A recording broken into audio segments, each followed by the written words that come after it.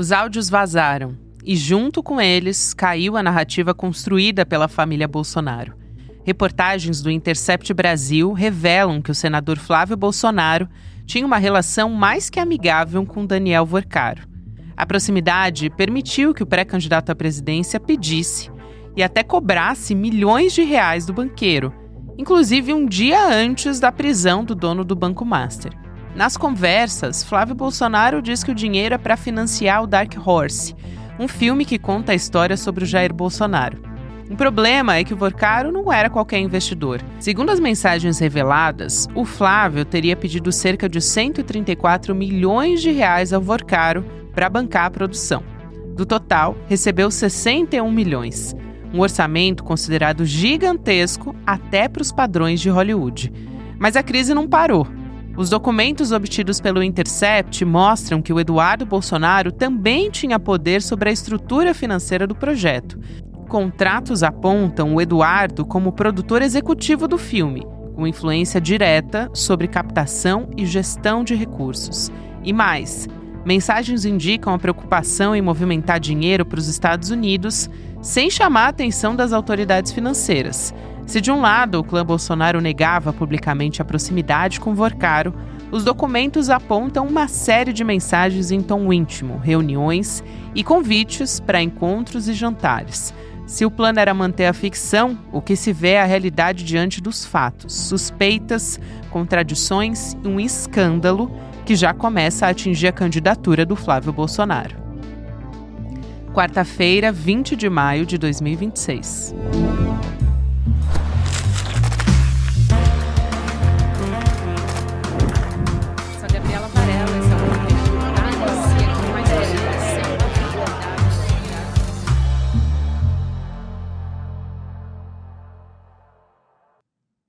Olá, seja muito bem-vindo, seja muito bem-vinda. Eu sou a Gabriela Varela, está começando o videocast em detalhes aqui no CL Notícias.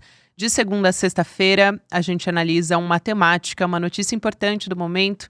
Hoje, meu convidado é o repórter investigativo do Intercept Brasil, jornalista Paulo Motorim. Motorim, é um prazer te receber aqui, seja bem-vindo. Obrigado, Gavi. Sempre um prazer estar contigo, estar no ICL. Bora conversar. Bora conversar e, claro, que primeiro eu quero parabenizar você, a equipe do Intercept, mais uma vez, por essa série de reportagens tão importante. Eu já vi o pessoal chamando de Vaza Flávio. A gente conversa ainda sobre essa série, sobre os desdobramentos. Tem várias reportagens saindo.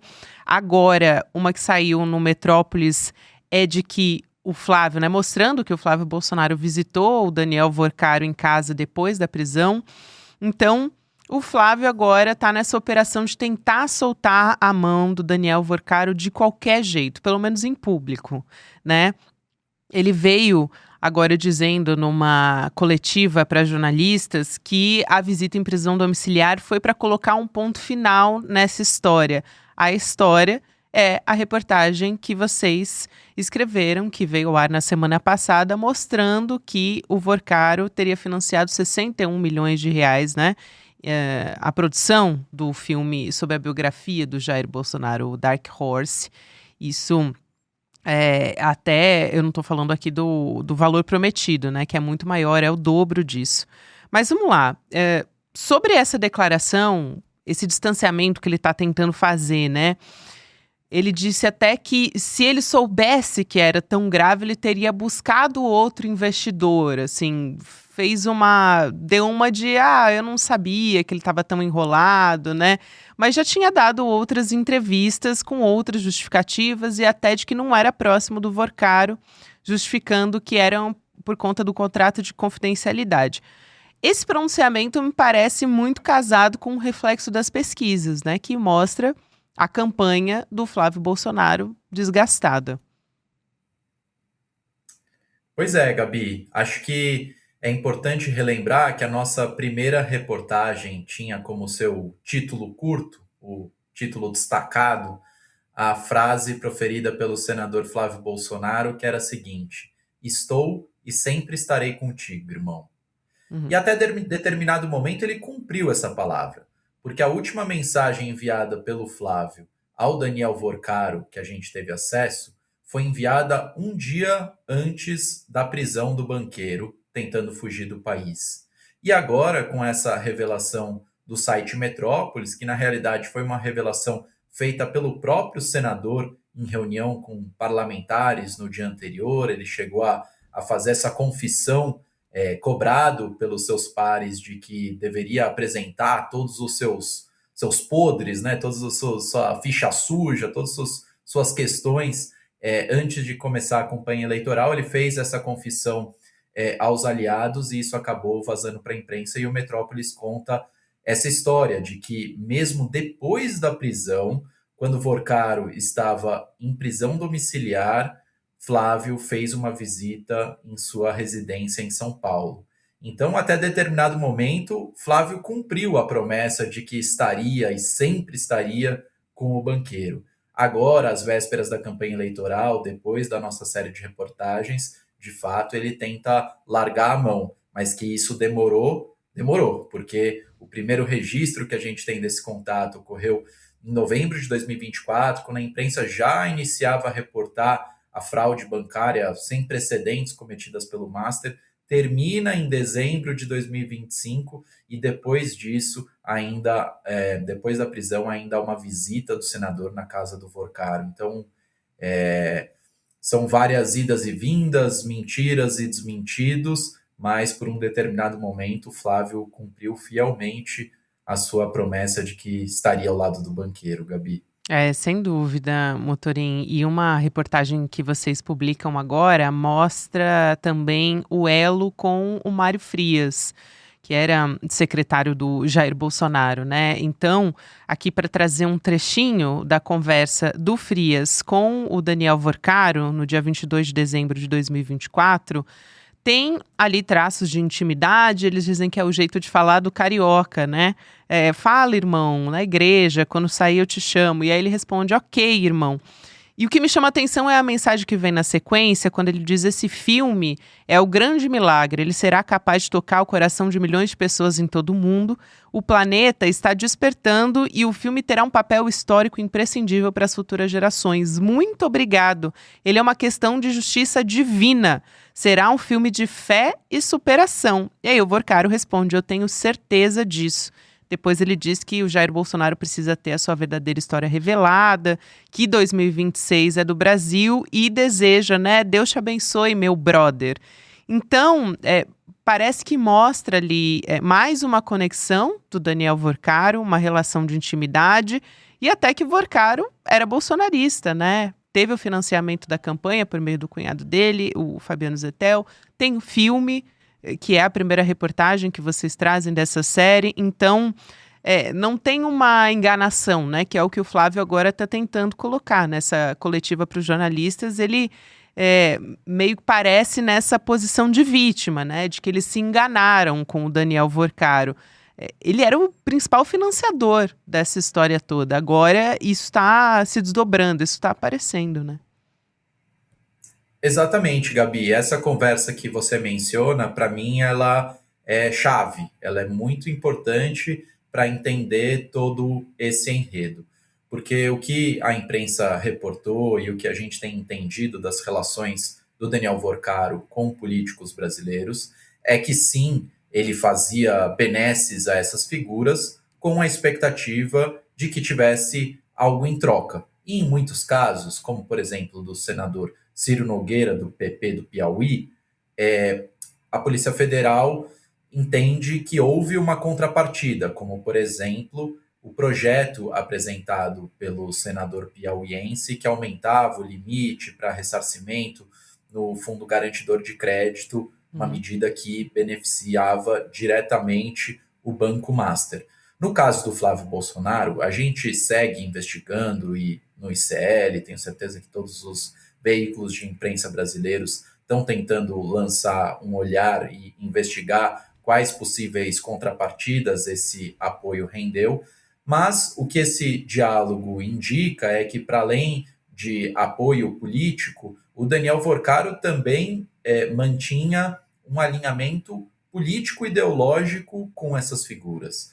Você coloca que ele era um bolsonarista, e eu estou de acordo, porque a reação dele às mensagens emocionadas e inflamadas de Mário Frias sobre a importância política, ele concorda com esse discurso do Mário Frias, ele apoia. Então a gente tem uma série de conversas entre essas duas figuras, né? O ex-ator e deputado federal Mário Frias e o Daniel Vorcaro, em que o Mário Frias sempre ressalta a importância política do projeto e o Vorcaro sempre parece muito animado. Então, se em algum momento a narrativa que se colocou era de que Vorcaro era qualquer coisa que não bolsonarista, vai se provando um erro, porque ele investe numa peça que claramente tem um teor ultra panfletário, né? Na mesma data em que essas reportagens que você menciona estão sendo divulgadas, a própria bancada bolsonarista no Congresso tem divulgado o trailer do filme. Eu não sei se você já teve a oportunidade de assistir, Gabi.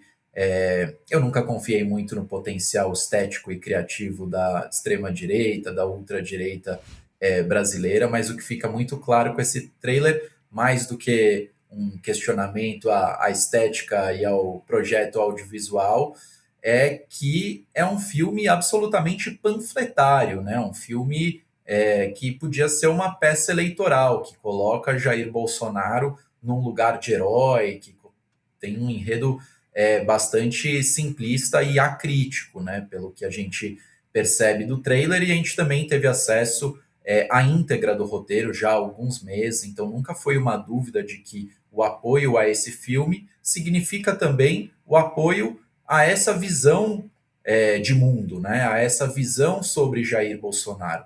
Então é bastante importante essa observação que você faz. E também eu queria aproveitar esse papel do Mário Frias, né, como parlamentar, porque isso também desmonta, ao longo dessas últimas reportagens que foram publicadas por vocês, e depois também foi tomando uma proporção grande, a imprensa toda foi puxando alguns fios, né, dessa primeira reportagem que vocês trazem. E aí o Flávio Bolsonaro, ele diz que o dinheiro, para se proteger, ele quer supostamente dizer que é 100% privado, né, esse financiamento. O que também não condiz com a realidade se a gente for pegar ali a história do Banco Master, né, a questão com a Rio Previdência, com o BRB, enfim. Mas tem reportagens da imprensa também mostrando que o Banco Master ele foi abastecido por pelo menos 18 fundos de previdência estaduais. Então, se a gente pegar os casos mais emblemáticos, são esses que eu citei, mas tem outros também. E aí eu estou falando estaduais. Se a gente pegar a questão das emendas parlamentares também, que estão aparecendo, de diversos parlamentares bolsonaristas que destinaram emendas também a produção desse filme. Deputados da Alesp, da Assembleia Legislativa de São Paulo, destinando mais de R$700 mil em emendas parlamentares para empresas ligadas, né, à produtora do filme, do Dark Horse. Então, tudo isso chama muito a atenção, e eu queria recomendar também a leitura do artigo, da análise que escreveu o Fábio Sais Silva no Intercept Brasil, porque ele chama a atenção justamente para como esse escândalo é a ponta do iceberg. Eu queria te ouvir sobre isso também, Motorim, sobre essa falta de controle sobre as transações dos parlamentares, sobre as emendas, que é algo que está sendo discutido em outras instâncias também, no Supremo Tribunal Federal, capitaneado principalmente pelo ministro Flávio Dino. É realmente algo que eu acho que talvez seja um dos pontos centrais dessa história. Sem dúvida, Gabi, esse é um aspecto muito importante dessa história. A produtora do filme, ela é ligada à chefia, né? Ela pertence a ela diversas organizações beneficiadas com contratos públicos e também com emendas parlamentares. O contrato público sob investigação junto à Prefeitura de São Paulo, emendas parlamentares de diversas lideranças do bolsonarismo, seja no Congresso Nacional ou na Alesp. E essa questão das emendas é talvez uma das grandes questões que a gente enfrenta relacionadas à corrupção aqui em Brasília e também em assembleias estaduais por todo o Brasil, né?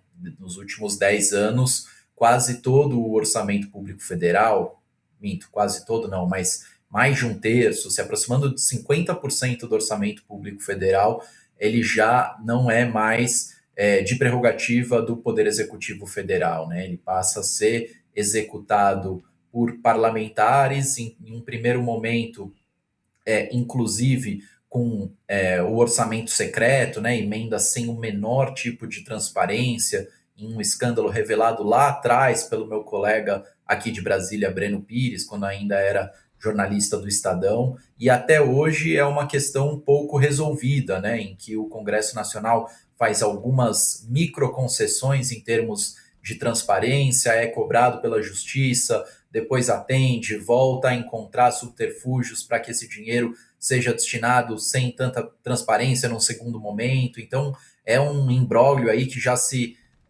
arrasta por muitos anos, que é muito difícil, tanto para o judiciário, que tem enfrentado essa questão sob liderança do ministro Flávio Dino, quanto para o Poder Executivo enfrentarem, né? Porque o Congresso Nacional ele tem diversas ferramentas de barganha junto aos outros poderes, então ele consegue reverter decisões, chantagear o Poder Judiciário, chantagear o Poder Executivo. Então a gente segue num impasse, vendo o orçamento público federal e a capacidade de elaboração e execução de políticas públicas do Executivo sendo drenada pelo Congresso Nacional, que a gente sabe que nos últimos anos tem se colocado de maneira oposta aos interesses da população, né, da maior parte da população.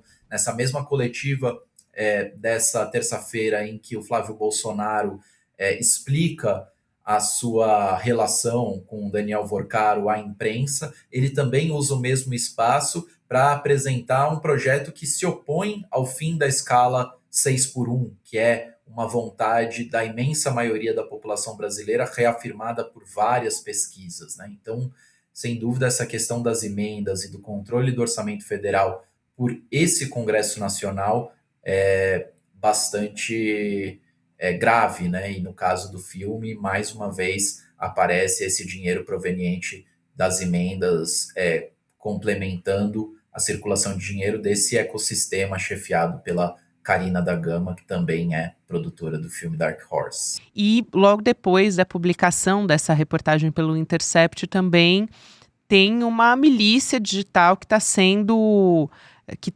fazendo um trabalho bastante coordenado de ataque ao Intercept Brasil, e também, aqui não estou falando só da internet, mas de parlamentar, né? O Hélio Lopes, do PL do Rio de Janeiro, que é um bolsonarista de carteirinha também, encaminhando ofícios para o Supremo Tribunal Federal, para o Tribunal Superior Eleitoral, contra o Intercept já na semana passada. Então, tudo isso, um suposto, né, pedido de investigação, é justamente para intimidar o trabalho do jornalismo, é para que isso não seja feito, né? É uma estratégia muito bem utilizada pela extrema-direita no mundo inteiro para que isso acabe coibindo o trabalho de investigação.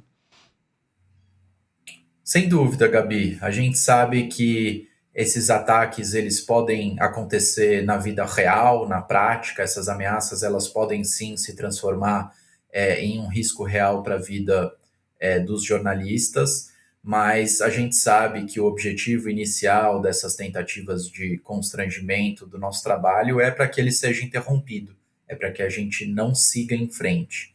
E eu já disse, na minha última participação no N1, no ICL, o quanto que seria uma mentira eu dizer que esse tipo de coisa não abala. Ele abala, obviamente abala. Quando você vê sua família sendo exposta, amigos, gente que não tem nada a ver com a história sendo exposta simplesmente porque as pessoas querem te intimidar, te linchar, te atacar, você se abala. Mas o que está colocado e o que aconteceu comigo, com a Juliana da Alpiva, com o Guilherme Amado, com o João Sacconi, com a Gabriela Biló, com a Thaís Oliveira, é que a gente não abandonou a profissão, que a gente não deixou de fazer o nosso trabalho. É difícil, a gente sofre diante desse tipo de ameaça, desse tipo de ataque, mas a gente não para, porque se fosse simplesmente para ter uma carreira bem-sucedida ou para ganhar dinheiro, a gente estaria em qualquer outro lugar que não o jornalismo, especialmente esse tipo de jornalismo que a gente faz. Então a gente segue a um custo pessoal muito alto, a um custo que nos faz repensar diversas vezes nossa continuidade na profissão, mas quando a gente trabalha por valores, quando a gente trabalha entendendo o que está em jogo, não só a carreira, o sucesso profissional, mas também o futuro da democracia, o futuro do país, isso nos faz continuar.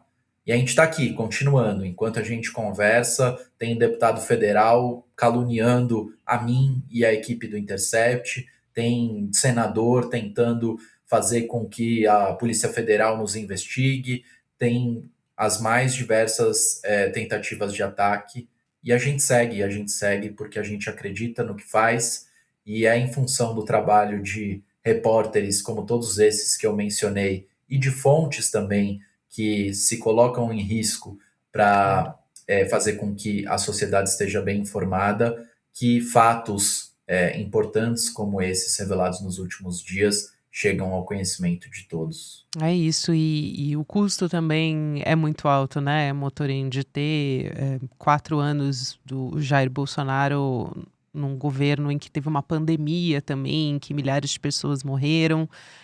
Tudo isso também tá do outro lado, né, no contraponto a fazer esse trabalho que é tão importante, que é mostrar realmente tudo o que aconteceu nesses últimos anos e que continua acontecendo e que está aí à espreita num período eleitoral que também não vai ser fácil. Então, quero muito agradecer especialmente a sua presença aqui. Se eu puder, muito rapidamente também, só ressaltar mais um aspecto dessas reportagens, que assim, é tanta coisa importante, né, que alguns detalhes até acabam passando. A gente falou do Flávio Bolsonaro, falamos do Mário Frias, dos parlamentares utilizando também essas verbas para financiar a produtora do filme, mas olhando para esse produto final que sairia nesse período, com tanto dinheiro envolvido, me chamou muito a atenção o plano de negócios que estava por trás disso, né? Oferecendo atalho até para Green Card, uma coisa assim impressionante. Conseguir uma residência nos Estados Unidos, ao mesmo tempo que nas filmagens de São Paulo, no set aqui de São Paulo, tem denúncias de comida estragada, de agressão física, de calote. Então, parece que é uma conta que não fecha quando você olha para o tamanho desse orçamento, né, Motorim? Sem dúvida, chega a ser pitoresco, né, Gabi? É. Que a contrapartida para um investidor de um filme seja a obtenção de cidadania nos Estados Unidos. Quando a gente teve acesso a esse documento, com esses detalhes, a gente custou a acreditar. Mas eu tenho reafirmado, e a gente trabalhou sempre sob muita pressão a partir do momento que eu tive acesso a esse material, porque ele parece inverossímil, né? De que 24 milhões de dólares para fazer um filme desse calibre, dessa qualidade. Mas eu me lembrei que foi a mesma sensação de quando eu obtive as imagens das câmeras de segurança da Embaixada da Hungria e parecia surreal que um ex-presidente tivesse passado o carnaval escondido da Polícia Federal numa embaixada na capital do seu país. Então, já não dá mais para desconfiar de nada. A gente tem apurado que isso se deve à participação do advogado do Eduardo Bolsonaro, que é um advogado de imigração e é controlador desse fundo, e aí ele chegou a oferecer seus serviços como contrapartida para os investidores, mas é um documento tão estapafúrdio que fica difícil de acreditar que um filme como esse pudesse ter um lucro superior a 24 milhões de dólares para que isso voltasse aos investidores e seja em benefícios como esse, seja em valores financeiros. Mas, sim, um dos elementos dessa história, esse plano de negócio, é uma das documentações que a gente teve acesso e que a gente ainda se debruça sobre ele, né? Porque são tantas versões, tantas afirmações feitas pelos envolvidos que a cada dia que passa, esses documentos, alguns deles que a gente já até publicou sobre, que eles voltam a ser relevantes para desmontar algumas das mentiras que têm circulado, e esse, sem dúvida, é um que a gente ainda vai tratar, porque diz muito respeito a para onde foi parar esse dinheiro, para onde ele voltaria, E a gente segue no rastro dessa história, assim como vocês aí no ICL, que têm feito boas reportagens sobre o assunto também nesse segundo ciclo. E claro que eu vou continuar aguardando as próximas reportagens do Intercept, como toda a nossa audiência também, Motorim. Eu sei que você não pode dar spoilers aqui, mas sei que vocês continuam acompanhando esse rastro e que essa série acho que ainda não tem um ponto final, né? Aliás, acho que é muito difícil ter um ponto final nessa história. A gente tem muita água para correr até a eleição, pelo menos. Exatamente, Gabi. Não posso fazer promessas nem criar falsas expectativas, mas dizer que sim, a gente segue com um time pequeno, mas aguerrido e dedicado, trabalhando nesse e em outros materiais que têm chegado até nós. E a gente vai fazer de tudo para contar essa história da maneira mais completa. Então, peço que todos fiquem ligados aí no site, nas redes sociais do Intercept. Então, logo novas histórias sejam publicadas, contem com a gente aqui no ICL também para contá-las por aqui. É isso, meu querido. Contem com a gente também. Vocês têm todo o nosso suporte, todo o nosso apoio. Muito obrigada pelo trabalho e pela persistência de todos vocês que vocês têm feito aí. Muito obrigada. Até uma próxima oportunidade. Vou te esperar aqui no Em Detalhes de novo. Me convida, Gabi. Você me convidava antes de ser modinha, É né? verdade. Já faz tempo. Vou continuar Eu já vim convidando. aqui no ICL, escândalo da ABIN paralela, mais de 2 anos, então, sem dúvida, é um convite seu e do ICL. Eu estou sempre a postos para conversar com vocês. Combinadíssimo, então, Motorim. Até a próxima, meu querido. Obrigada. Até. Seguimos aqui com a nossa programação.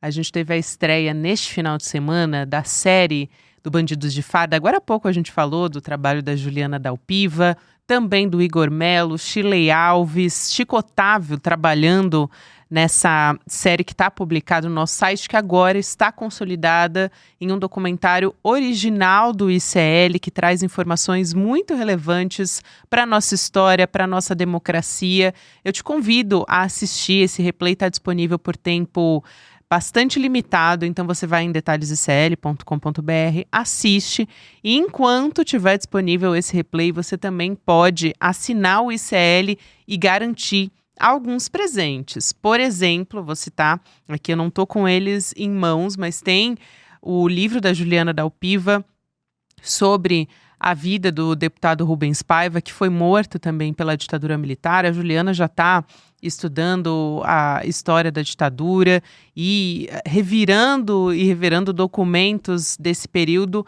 há muito tempo. É projeto de pesquisa dela.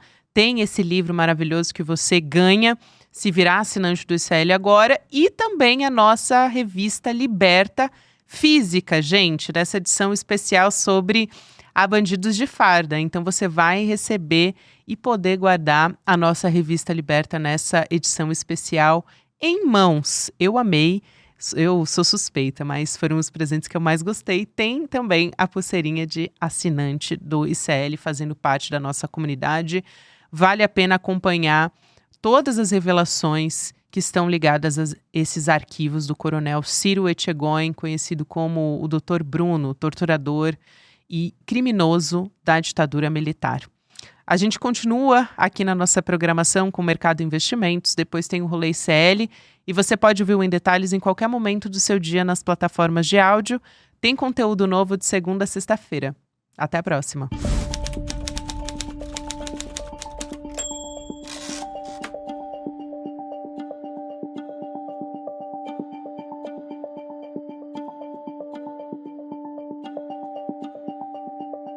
Fala pessoal, tudo bem? Leandro Demoura aqui para dar uma notícia incrível. O ICL tem sua própria revista digital, a revista Liberta, um novo espaço de jornalismo profundo, crítico e com a nossa cara, feito para quem quer entender o Brasil e o mundo além da superfície. Na revista Liberta, você vai encontrar os maiores articulistas e colunistas com análise sobre política, cultura, atualidades e, claro, muito pensamento crítico. Esse vai ser o nosso espaço semanal de reflexão em profundidade. Faça agora mesmo a sua assinatura. Acesse icl.com.br icl.com.br/revista. E se você já é aluno ou aluna de algum curso do ICL, tem um benefício especial para fazer parte disso com a gente, um desconto exclusivo para garantir a sua assinatura. Revista Liberta, é o ICL em profundidade.